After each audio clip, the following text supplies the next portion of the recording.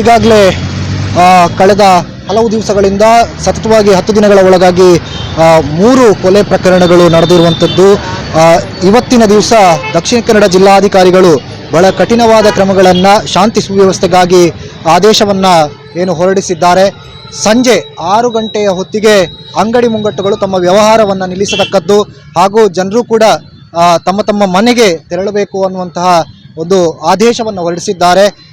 ಒಟ್ಟಾರೆಯಾಗಿ ಜನರಿಗೆ ಓಡಾಟಕ್ಕೆ 12 ಗಂಟೆಯ ತನಕ ಅವಕಾಶಗಳಿದ್ದರೂ ಕೂಡ ಅನಾವಶ್ಯಕ ತಿರುಗಾಟಕ್ಕೆ ಬ್ರೇಕನ್ನು ಹಾಕಲಾಗಿದೆ. ಅಲ್ಲಲ್ಲಿ ಪೊಲೀಸ್ ವ್ಯವಸ್ಥೆಗಳನ್ನು ಮಾಡಲಾಗಿದೆ. ನಾವೀಗ ದರ್ಬೆ ವೃತ್ತದ ಬಳಿ ಇರುವಂಥದ್ದು. ಜನರು ಆದಷ್ಟು ಬೇಗ ಮನೆಗಳನ್ನು ಸೇರಿಕೊಳ್ಳಬೇಕು ಅನ್ನುವ ಉದ್ದೇಶದಿಂದ ಇಲ್ಲಿ ಎಲ್ಲ ಕಡೆಗಳಿಂದ ಪುತ್ತೂರು ಕೇಂದ್ರಿತ ಸ್ಥಾನವಾಗಿರೋ ಕಾರಣ ಇಲ್ಲಿ ಎಲ್ಲರೂ ಮನೆಗೆ ತೆರಳುವ ಆತರದಲ್ಲಿ ಹೊರಡ್ತಾ ಇರುವಂಥದ್ದನ್ನು ನಾವು ಗಮನಿಸ್ಬೋದು. ಈ ಭಾಗದಲ್ಲಿ ದರ್ಬೆ ವೃತ್ತವನ್ನು ನಾವು ಗಮನಿಸ್ತಾ ಇದ್ದೇವೆ. ಇಲ್ಲಿ 6 ಗಂಟೆಗೆ ಎಂದಿಗಿಂತ ಹೆಚ್ಚಿನ ಸಂಖ್ಯೆಯಲ್ಲಿ ವಾಹನ ದಟ್ಟಣೆ ಇಲ್ಲಿ ಕಾಣಸಿಗ್ತಾ ಇದೆ. ಪೊಲೀಸರು ಕೂಡ ಇವರನ್ನು ನಿಯಂತ್ರಿಸುವಂಥ ಕೆಲಸವನ್ನು ಮಾಡ್ತಾ ಇದ್ದಾರೆ. ಇಕ್ಕೆಲಗಳಲ್ಲಿ ಜನರು ಬಸ್ಗಳಿಗಾಗಿ ಹೊರಡುವುದಕ್ಕಾಗಿ ಕಾದು ಕುಳಿತಿರುವಂಥ ದೃಶ್ಯಗಳು ಕೂಡ ನಮಗೆ ಕಾಣಲಿಕ್ಕೆ ಸಿಗ್ತಾ ಇದೆ. ಒಟ್ಟಾರೆಯಾಗಿ ಆ ಮನೆಗೆ ಬೇಗ ತಲುಪಬೇಕು, ಜಿಲ್ಲಾಧಿಕಾರಿಗಳ ಆದೇಶ ಏನಿದೆ ಅದನ್ನು ಪಾಲಿಸುವಂಥ ದೃಷ್ಟಿಯಿಂದ ಅಂಗಡಿ ಮಾಲಕರು ಕೂಡ ತಮ್ಮ ವ್ಯವಹಾರಗಳನ್ನು ಆದಷ್ಟು ಬೇಗ ಮುಗಿಸುವ ದೃಷ್ಟಿಯಿಂದ ಇನ್ನು ಒಟ್ಟಾರೆಯಾಗಿ ಪುತ್ತೂರಿನಲ್ಲೂ ಕೂಡ ಜಿಲ್ಲಾಧಿಕಾರಿಗಳ ಆದೇಶಕ್ಕೆ ಉತ್ತಮವಾದ ಪ್ರತಿಕ್ರಿಯೆ ಇದೆ ಅನ್ನುವಂತಹ ಮಾತುಗಳನ್ನು ಹೇಳಬಹುದು. ದಕ್ಷಿಣ ಕನ್ನಡದಲ್ಲಿ ಅಹಿತಕರ ಘಟನೆಗಳು ನಡ್ತಾ ಇದೆ. ದಿನದಿಂದ ದಿನಕ್ಕೆ ಇಲ್ಲಿ ಪರಿಸ್ಥಿತಿ ಉದ್ವಿಗ್ನಗೊಳ್ಳುತ್ತಾ ಇದೆ. ಈ ಕಾರಣದಿಂದಾಗಿಯೇ ಇವತ್ತು ಪುತ್ತೂರಿನಲ್ಲೂ ಕೂಡ ಈ ರೀತಿಯಾದಂತಹ ಜನರು ಅತ್ಯಂತ ವೇಗವಾಗಿ ತಮ್ಮ ತಮ್ಮ ಮನೆಗೆ ಸೇರುವಂಥ ಕೆಲಸಗಳಾಗ್ತಾ ಇದೆ. ಒಟ್ಟಾರೆಯಾಗಿ ಪುತ್ತೂರಿನ ಪರಿಸ್ಥಿತಿ ಹೇಗಿದೆ ಅನ್ನೋದನ್ನು ನಾವು ಈ ಸ್ಪೆಷಲ್ ಸ್ಟೋರಿಯ ಮೂಲಕ ತಮಗೆ ತಿಳಿಸ್ತಾ ಇದ್ದೇವೆ. ಅಂಗಡಿಗಳ ಮುಂಗಟ್ಟುಗಳನ್ನು ಪೊಲೀಸರು ಈಗಾಗಲೇ ಮುಚ್ಚಬೇಕು ಅನ್ನುವಂತಹ ಆದೇಶವನ್ನು ನೀಡಿದ್ದಾರೆ. ಒಂದು ರೌಂಡಲ್ಲಿ ಬಂದು ಎಲ್ಲ ಅಂಗಡಿ ಮಾಲೀಕರಿಗೆ ಅಂಗಡಿಗಳನ್ನು ಮುಚ್ಚುವಂತೆ ತಿಳಿಸಿದ್ದಾರೆ. ಈಗಾಗಲೇ ಕೆಲವು ಅಂಗಡಿಗಳು ಮುಚ್ಚಲು ಪ್ರಾರಂಭಗೊಂಡಿದೆ. ಮುಂದಕ್ಕೆ ಇದು ಹೇಗೆ ನಡೀತದೆ ಅನ್ನುವ ದೃಷ್ಟಿಯಿಂದ ಕೂಡ ತಮಗೆ ಎಲ್ಲ ವಿಚಾರಗಳನ್ನು ತೋರಿಸ್ತೇವೆ, ಬನ್ನಿ ನೋಡೋಣ. ನಾವು ಈಗ ಇರುವಂಥದ್ದು ಪುತ್ತೂರಿನ ಮುಖ್ಯಪೇಟೆಯಲ್ಲಿ. ಇಲ್ಲಿಯೂ ಕೂಡ 6 ಗಂಟೆಗೆ ಅಂಗಡಿ ಮುಂಗಟ್ಟುಗಳನ್ನು ಮುಚ್ಚಿ ವ್ಯವಹಾರನ ಸ್ಥಗಿತಗೊಳಿಸಬೇಕು ಅನ್ನುವಂಥ ಜಿಲ್ಲಾಧಿಕಾರಿಗಳ ಆದೇಶ ಈಗ ಇಲ್ಲಿ ಪಾಲನೆ ಮಾಡ್ತಾ ಇರುವಂಥದ್ದು ಕಾಣ್ತಾ ಇದ್ದೇವೆ ನಾವು.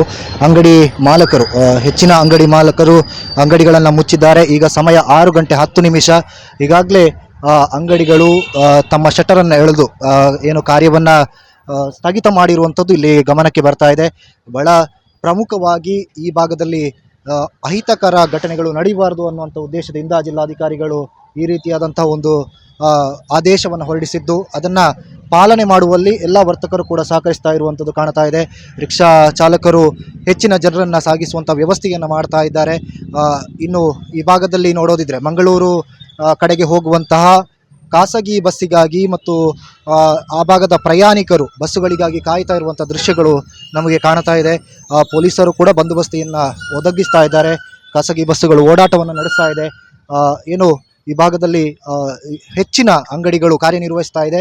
ಆದರೆ ಅವೆಲ್ಲವೂ ಕೂಡ ತಮ್ಮ ಕಾರ್ಯವನ್ನು ಸ್ಥಗಿತಗೊಳಿಸ್ತಾ ಇರುವಂಥದ್ದು ನಮಗೆ ಕಾಣ್ತಾ ಇದ್ದಾವೆ. ಈ ಭಾಗದಲ್ಲಿ ಶಾಲೆಗಳಿಂದ ನೌಕರಿಯನ್ನು ಬಿಟ್ಟು ಹೋಗುವಂಥ ಅನೇಕ ಜನರು ಅತ್ಯಂತ ವೇಗವಾಗಿ ತಮ್ಮ ಮನೆಯನ್ನು ಸೇರಿಸಿಕೊಳ್ಳುವುದಕ್ಕಾಗಿ ಓಡಾಟವನ್ನು ನಡೆಸ್ತಾ ಇರುವುದು ಕೂಡ ಕಾಣ್ತಾ ಇದ್ದಾವೆ. ಪುತ್ತೂರು ಈ ಹಿಂದೆಯೂ ಕೂಡ ಸೂಕ್ಷ್ಮ ಪ್ರದೇಶವಾಗಿ ಗುರುತಿಸಲ್ಪಟ್ಟಿರುವಂಥದ್ದು. ಈ ಭಾಗದಲ್ಲಿ ಬೆಳ್ಳಾರಿಯಲ್ಲಿ ಕೊಲೆ ನಡೆದ ನಂತರ ಮತ್ತೊಂದು ಪ್ರತೀಕಾರದ ಕೊಲೆ ನಡೆದಿರುವಂತಹ ವಿಚಾರಗಳು ಬೆಳಕಿಗೆ ಬಂದಿದ್ದು ಅದರ ಬಗ್ಗೆ ತನಿಖೆ ನಡೀತಾ ಇದೆ. ಅದರ ಜೊತೆಗೆ ನಿನ್ನೆ ದಿವಸ ಸುರತ್ಕಲ್ನಲ್ಲಿಯೂ ಕೂಡ ಕೊಲೆ ನಡೆದಿರುವಂಥದ್ದು. ಆ ಭಾಗದಲ್ಲಿ ಇನ್ನು ಮುಂದೆ ರಾತ್ರಿಯ ವೇಳೆಯಲ್ಲಿ ಯಾವುದೇ ಅಹಿತಕರ ಘಟನೆಗಳು ನಡೆಯಬಾರದು ಅನ್ನುವಂಥ ದೃಷ್ಟಿಯಿಂದ ಎಲ್ಲ ಕ್ರಮಗಳನ್ನು ಜಿಲ್ಲಾಧಿಕಾರಿಗಳು ಹಾಗೂ ಪೊಲೀಸರು ಅತ್ಯಂತ ಹೆಚ್ಚು ಜವಾಬ್ದಾರಿಯಿಂದ ಇದನ್ನು ನಿರ್ವಹಿಸ್ತಾ ಇದ್ದಾರೆ. ಅದರ ಒಂದು ಭಾಗವಾಗಿ 6 ಗಂಟೆಯಿಂದ ಯಾವುದೇ ವ್ಯವಹಾರಗಳು ನಡೆಯಬಾರದು ಅನ್ನುವಂಥ ಒಂದು ಆದೇಶ ಇರುವಂಥದ್ದು. ಅದು ಇಲ್ಲಿ ಪುತ್ತೂರಿನ ಮಟ್ಟಿಗೆ ಭಾಗಶಃ ಪಾಲನೆ ಆಗ್ತಾ ಇದೆ. ಕೆಲವೊಂದು ಅಂಗಡಿಗಳು ಓಪನ್ ಇದ್ದು ಅವುಗಳು ಕೂಡ ಮುಚ್ಚುವಲ್ಲಿ ಇನ್ನು ಮುಂದೆ ಪೊಲೀಸರು ಬರುವಂಥ ಸಾಧ್ಯತೆಗಳಿದೆ, ಮುಚ್ಚಿಸುವಂಥ ಸಾಧ್ಯತೆಗಳು ಕೂಡ ಇದೆ. ಒಟ್ಟಿನಲ್ಲಿ ಪುತ್ತೂರಿನಲ್ಲಿ ಎಲ್ಲ ಅಂಗಡಿ ವ್ಯವಹಾರಗಳು ಕೂಡ ಒಂದು ಮಟ್ಟಿಗೆ ಭಾಗಶಃ ಮುಚ್ಚಲ್ಪಟ್ಟಿರುವುದು ಕಂಡುಬರುತ್ತದೆ. ಕ್ಯಾಮರಾ ಪರ್ಸನ್ ಸಚಿನ್ ಜೊತೆ ಶಿವಪ್ರಸಾದ್ ರೈ, ಸುದ್ದಿ ನ್ಯೂಸ್, ಪುತ್ತೂರು. ಸುದ್ದಿ ಚಾನಲ್, ಕ್ಷಣ ಕ್ಷಣದ ಸುದ್ದಿಗಾಗಿ.